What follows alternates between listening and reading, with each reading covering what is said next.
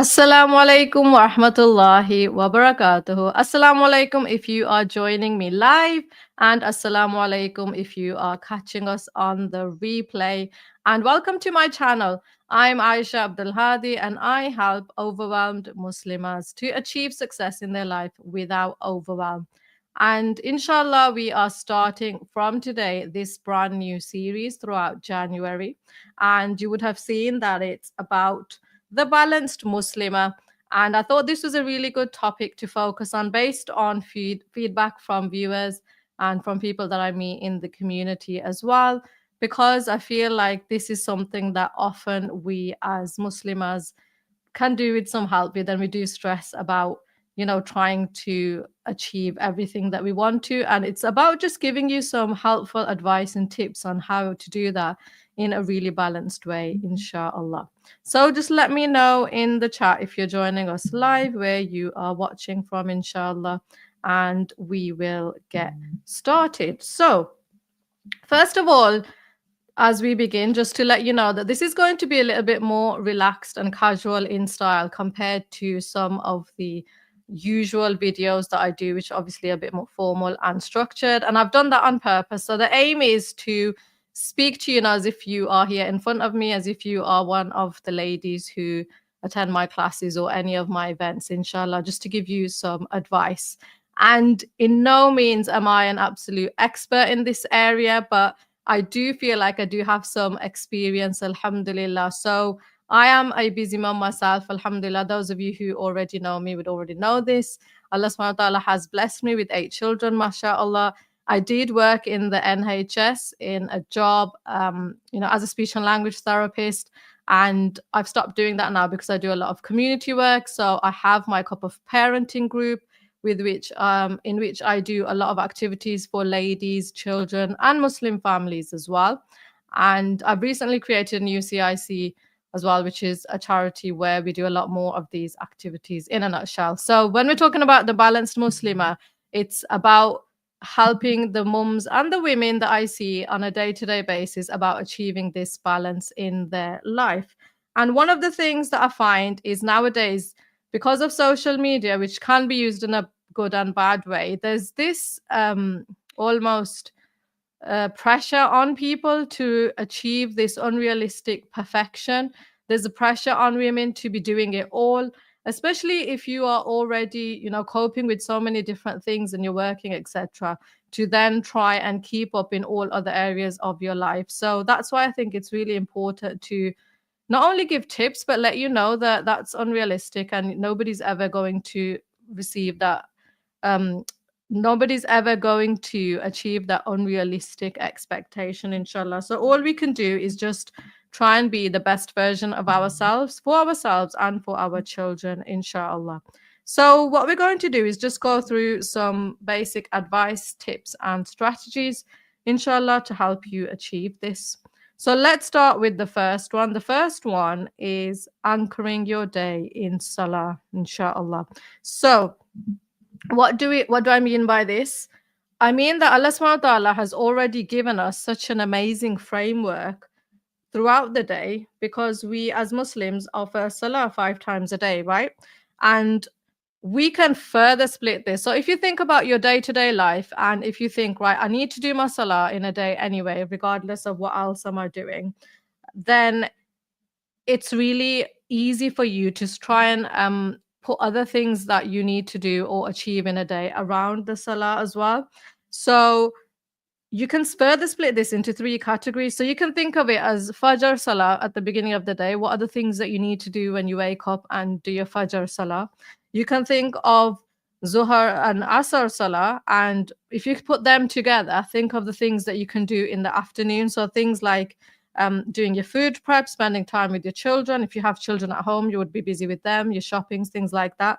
And then if you combine Maghrib and Isha, think about what can I do at this particular time during the evening. So again, you would be having your evening meal.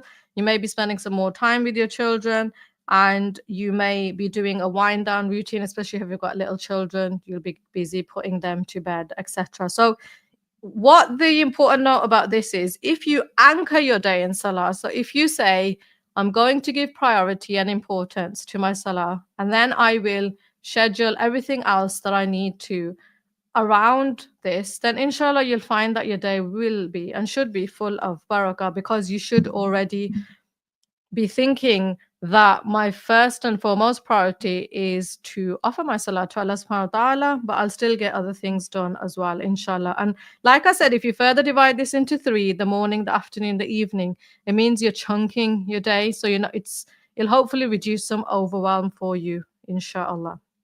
Number two is to create a morning ritual that works for you. Inshallah, we'll be going through what we could and should be doing as Muslims in the morning, which is an amazing time full of barakah, in a lot more detail on a separate day itself, because I feel like that's something you could talk about in so much depth. But when I say do a morning ritual that works for you, when you wake up, obviously you have breakfast and things like that. But even before that, when you've offered your salah, think about if there's anything else you can do, like offering tahajjud or reading some Quran. Hopefully everyone wakes up by reading the morning adhkar, the morning dua, inshallah. And I know different routines exist for different people, okay? And it's not like every single day you might be able to achieve this.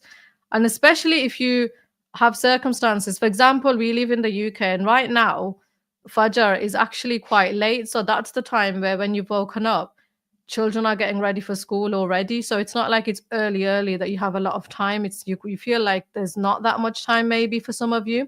So do whatever feels right for you in terms of waking up and doing your ibadah. After that, think of your physical well-being, and spend a few moments planning what you're going to be doing in the rest of the day. And I always say to people that it doesn't mean you need to get up and write a plan. If you're busy and you're tired, and maybe like me, you have toddlers lying in the bed next to you at that time, just spend a few moments reflectively doing your adhkar and dua in your bed without getting up, so that you're in the right mindset, instead of sort of like jumping out of bed and rushing to do everything that needs to be doing. So that inshallah, if you're in the right mindset and you've had a few moments to think about, this is what I need to do today, that in itself should relax and calm you, as opposed to if you just jump straight out of the bed blindly, and you get that adrenaline rush, or you feel a bit dizzy, thinking, I need to do this, I need to do that, without that calmness inside you, inshallah. And obviously, whatever you do, don't neglect your du'as, inshallah, especially your waking up du'as. So if you're starting with the remembrance of Allah and you're ending the day with the remembrance of Allah, that in itself, inshallah, should be really beneficial to you. And then you would obviously reach out and do other things like check your phone and whatnot, what people usually do. But try and get out of the habit, as some people do, by grabbing your phone straight away. And I know my own children even say that, but we need our phones because they've got our alarms on. Try and get a traditional or normal alarm clock, so that you're not tempted to just go for your phone first thing. That like I said, you're remembering your Lord, and you're just clearing your mind for your schedule that day. And also, stick to your own routine that works for you as a Muslim at different various times throughout the day. You don't need to do what's written down or what might work for other people. Do what is right for you, and make sure that you do what is right for you. And to give you an example of this, so we run badminton classes for ladies. We actually had one today, alhamdulillah. And remember, in one of the classes, because of some disruption in my morning routine, I hadn't had my breakfast. And when you're in university, you get into that awful habit where you just bypass or skip breakfast, which isn't good, obviously. And I felt like that, because I thought we'll leave that, but I need to get to the badminton hall to start off this activity for the ladies, and they'll be waiting. But then actually the older and more mature me thought to myself, well, no, I shouldn't be neglecting that, because that's my morning routine and that's obviously important for me. So I actually made the breakfast, took it there, and the ladies just, they had a good laugh about it and said, you just sit down and have your breakfast. And I could have thought, oh, that's embarrassing, I don't want to eat that in front of other sisters, and not prioritize myself. But on this occasion, I thought that is my morning routine. And if I've had that, then I know that I'll be okay till we get to the afternoon, inshallah, just because of the busy schedule that we had that day. So whatever is important for you, make sure you do that, inshallah. And like I said, it could change according to the season, according to the weather, and according to the prayer times changing as well. But make sure you do have a morning routine, and that it works for you, inshallah. Okay. Number 3 is thinking about embracing a productive motherhood mindset. What does this mean?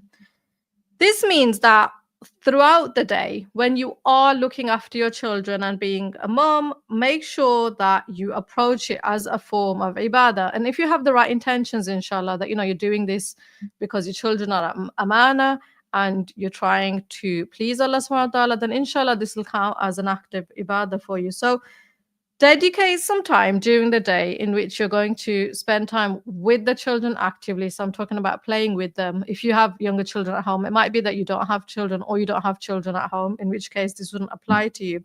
But especially when the kids are younger, think about which times am I going to be actively doing an activity with them. And of course, try and plan this beforehand in the morning or in the night. And rather than just leaving them to their own devices, think of which times and how you can incorporate this sort of meaningful time with them, inshallah. So there's loads of activities you can do with them, whether this is as basic as going outside into your front or back garden, going for a walk, reading prophet stories. Even if you're doing something else, which means you can't focus on them 100%, maybe you're cooking or whatever, you can still be talking to them. And I'm not saying do this throughout your entire day, or yes, obviously you will get overwhelmed or you'd go crazy.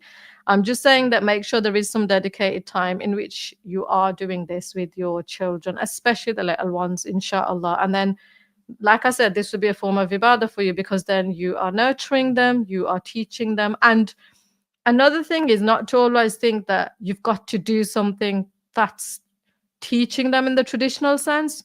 So we are a home educating family, and often in groups you find parents or people asking that, what activities can I be doing with this age child? How can I teach that age child? Children are learning all the time.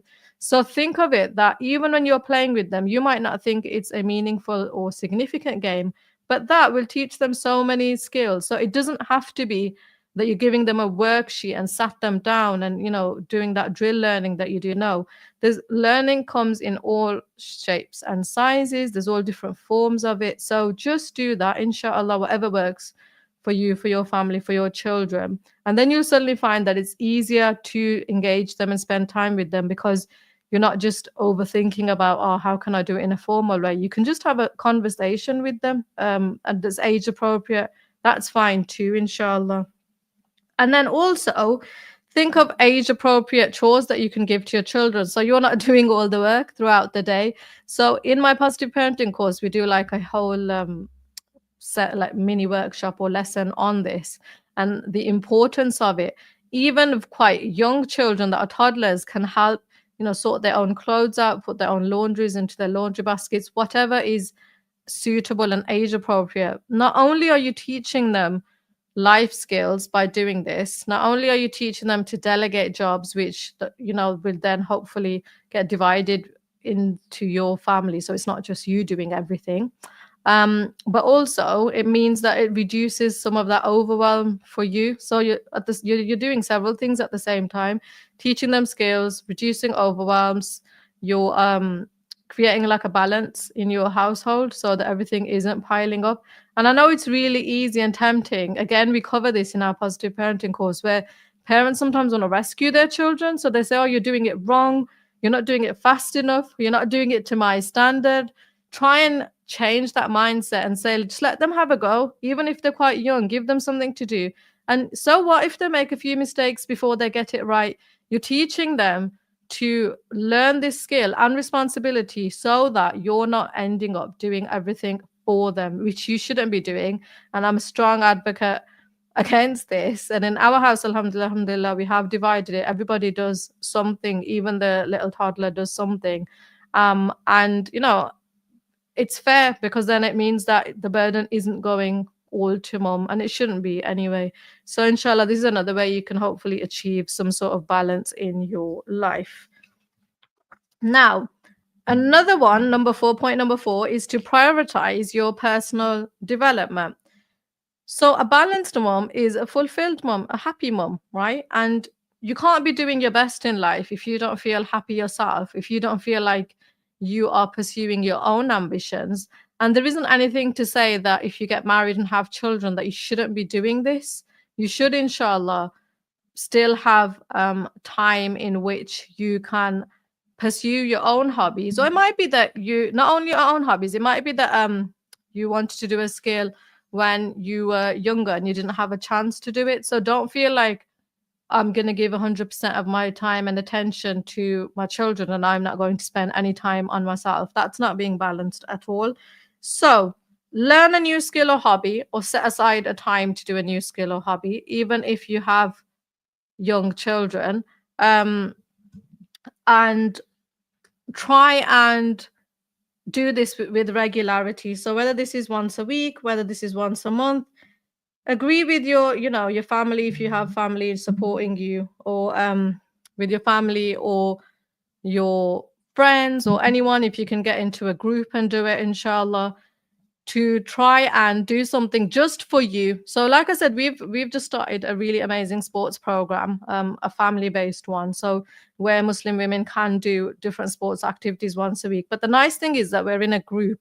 So some groups are a bit smaller, some groups are a bit bigger, but it means that you're not doing that hobby or skill on your own. Sometimes it's nice just to meet up with other mums. And on the channel, I have quite a few videos up now of different activities that we've done if you want some ideas. But it doesn't even have to be in a group. Maybe you just want some time alone to learn a skill online, or do something for yourself like painting, or different hobbies and different passions, whatever it is. Just do that. Walaikum salam, sister, who's just written salam in the chat. Walaikum salam to all the sisters, actually. Huda, Husna, Fran. Okay, so, or take a course related to your interest. So like I said, definitely invest in your personal development. It doesn't have to be just Islamic, but do it whatever that's important to you right now. And it could be that it is Islamic, in which case, again, it's easy. There's so many things out there right now online. There's books, there's courses, there are halaqas. So to give you another example, what I did when I came to this city, when I got married and there wasn't anything much going on, is I just started one myself in the local masjid. So we only had 3 ladies to start with. That was our Islamic halaqa, where I said, let's just meet once a week on a weekend, where we knew that people would maybe have some free time, and let's study some Quran, some tafsir, and just Islamic talks, du'as, hadith, etc. And it started off really small and informal, and then alhamdulillah, it just like snowballed and grew. And by the time I left it, like maybe 10 years later, in COVID time, alhamdulillah, there was a lot of ladies. There was a lot of teachers who had joined to help teach them tajweed, and it was really structured, and we had a proper timetable, etc. But ladies were meeting to increase their Islamic knowledge. So this is another form of personal development. So there's lots of different ways in which you can approach this.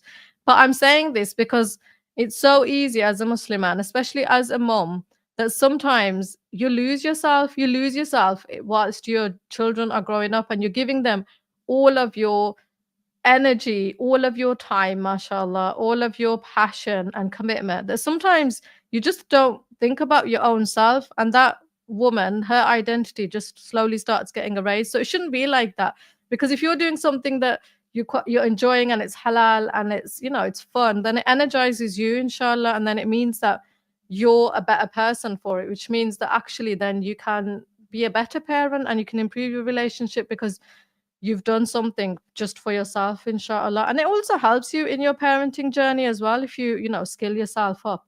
So it's not like you're just doing it for no reason. So definitely don't neglect your own personal self, your own personal development. Not self-care, that's like a completely different thing, but your own personal development within trying to balance your routine, inshallah. Okay, number 5 is thinking about meal planning. Now, to be honest with you, this is not something that I'm great at. I should be, but I'm not the best at doing meal planning. I usually cook on the day. However, you remember when I said earlier that we delegated chores? So one of my daughters, alhamdulillah, the second eldest one, does the meal planning for our family. So she creates a weekly meal plan. It's really fun, because I just watch her as I'm talking about her coming into the house. So hopefully she won't say something funny because we're on a live stream, but alhamdulillah. Anyway, so alhamdulillah, going back to the topic, she that's her interest. She really enjoys doing that. So she creates a meal plan. She actually writes it in the kitchen on a whiteboard so the whole family can see it, mashallah. When we go to do the weekly grocery shopping, she tells us what we need to get, and keeps us right by that. So do meal planning. So again, you have a balanced day, inshallah. And think about eating in moderation. And I'm saying this because in a couple of months, Ramadan is coming up. And I know for a fact that, astaghfirullah, lots of people are guilty of wasting food during this month because we just, for some reason, go into excess cooking mode, and we just seem to think that we're going to eat so much every single year, and we don't eat that much. But even on a normal day when it's not Ramadan, I know some family and some friends who just cook a huge amount, and then nobody eats it that day and no one eats it the next day, because then they tend to cook again from scratch, fresh food, and it gets wasted. And one of the reasons is because the what mum's doing is trying to cater for every family member's requirements, so everyone doesn't even eat the same thing. And I'm not talking about in exceptional cases where, you know, you might have allergies or food issues and you might need to for dietary requirements, maybe you will need to cook for different people. I'm talking about when requests come in to mom to cook this, but then the brother's not going to eat that, but then the other sister doesn't like that, so then mom's ending up cooking all these different amazing food, mashallah, but it's getting wasted because it's not one thing. Never mind the exhaustion and energy that comes with cooking. And I know some people do it because they enjoy it and they like doing it, and I'm not talking about that. I'm talking about, go back to the Quran and Sunnah and think about eating in moderation, and whether we're actually wasting food as well, and whether it would be okay just to make one dish for everybody in the family to have, like the same menu, rather than forcing the mom or making her feel like she needs to cook lots of different items, especially as we're heading into Ramadan, which they're not going to even get eaten, and that's not good for anybody. So think about that as well. And then try and do your meal prep in advance. Obviously, if you can batch cook, that's another amazing and great thing that you can do. Just if you do these little things that I'm talking about today, then hopefully, in connection, if you add them all up, then that should make it a bit easier for you and should ensure that you do have a balanced lifestyle then, because then you're not off your feet and dedicating time to doing everything every single day, inshallah. So that's another one. Number 6 is practice delegating and time blocking. So if there's something that you really need to get done, decide beforehand, so maybe on the weekend, which time you can allocate to do which tasks. So if it's something really big, for example, that's going to take a couple of hours, delegate it beforehand on the weekend, that I've got Monday to Friday, and on this day at this time I'm going to block time out. What does blocking time out look like? It means you switch your phone off, first of all. Subhanallah, it's like a massive distraction, isn't it? Our little phones are, they're just there all the time. So I always say, and I said this in my organization course as well, when you say you're delegating that time, just switch your phone off, put it into silent mode or whatever, out of sight, do what you need to do, and then you'll know that's it, that's done now once you've done it, inshallah, rather than leaving it to, oh, if I get a chance throughout the week, then I'll do it. It's not going to work, because then you're always going to think, oh yeah, I can do it on Tuesday. On Tuesday, you'll think I could do it on Wednesday. On Wednesday, you'll think, oh, I can do it on Thursday. I don't have time to do it. Whereas if on the weekend you say this, and this needs to be done, I know I'll have some time on a Monday afternoon, so I'll block those couple of hours out and I'll do it, and I'll say no to other things, then inshallah that should help you. And again, what I've mentioned about delegate to friends, family, whoever live with you, basically your children, doesn't matter how old they are. If they are tasks that can be delegated, them, get into the habit. It can seem hard at first, especially if you're not used to doing that, and if you're one of those people that, like I said, like doing everything yourself and doing it perfectly. It could take some time, but just start, inshallah, by delegating little tasks, and then before you know it, you will have some more free time at the end of the week, because you're not going to be doing everything, inshallah. Next, number 7 is set realistic expectations. This one is so important, because sometimes, especially say now it's January, and this is famously known in gyms, especially, well, it is in this country, where everyone, especially the people who have been off celebrating Christmas or whatever, they say that they want to lose weight and they want to get into fitter form. So what they do is lots of them join the gym. It's a known thing, right? Because they get excited and then they exert themselves and they be over ambitious, and then they start dropping off once the interest wears off and once you get tired and you don't want to do it anymore. So set realistic expectations in terms of what can you realistically do, and remember, small deeds which are consistent are better than, you know, not doing anything at all, Islamically. So be flexible and be forgiving to yourself. You know, tell yourself this is what I actually can do and what's achievable for me without comparing yourself to anyone else. So you obviously know your own situation, what your life is like, what responsibilities you've got in terms of your family, and any other responsibilities that you might have. So in that sense, focus on progress and not perfection. Okay, as long as you're making small amounts of progress for yourself, for your family, then that's all you can hope for, inshallah. So it doesn't have to match anybody else. It doesn't have to be overexerting yourself. And do you know what? Where there's a will, there's a way. People who do want to do it, they will do it. And I've noticed this in our community group as well, because we have quite a large group, alhamdulillah. And I always notice it's the same sort of few individuals who are the committed and motivated ones. And they're all sisters from different backgrounds, alhamdulillah. You know, they all have different family situations, and different family backgrounds. But when we do certain activities, so say for example we do our fitness activities, you'll always see that they come, mashallah. And it shows that when someone is motivated, no matter what happens, they'll still come, alhamdulillah. So think about what is it that will motivate you, and you know, what is it that you want to do and what you can do, what's realistic for you. But if life does throw unexpected circumstances at you, if something happens in which you think that, oh, I can't do this, or maybe you fall ill, or you know, whatever calamities befall you, adapt to the changes. It's okay. It's okay if things get changed. What's not okay is if you get worked up and so stressed about it, because then maybe you've fallen out of your routine or your routine changes. But if you say, alhamdulillah, this has happened, you know, it's not in my hands, I didn't plan for it, and then you just have a good mindset, a positive mindset, and you just try your best, and inshallah, things will work out for you, and at least you'll be calm in that situation, you know, because it's easy to get stressed and worked up and anxious when sometimes you get out of your routine. And as humans, as human beings, we do thrive on our routine, because when babies are little, what did they tell you? The advice they give you is to try and get babies into routine when they, you know, when they hit past that 6-8 week mark. Not newborns, but a little bit after that. People tend to try and get them into routines, knowing that they can get other things done around that. So as human beings, we do like our routine. Children like routines. When children attend nurseries or schools, you know that they have their fixed routines, and the teacher says you're doing this at this time, or the bell goes, or you have those, you know, Makaton cards, those picture cards that show them that it's snack time, free play, breakfast, whatever. But the point is that as human beings, you do enjoy routine, and it can be overwhelming and stressful if for whatever reason life means that you've been knocked off this routine. Just say alhamdulillah and have that positive mindset, and then get yourself back into the routine, or change it if you need to. There isn't any hard and fast rules.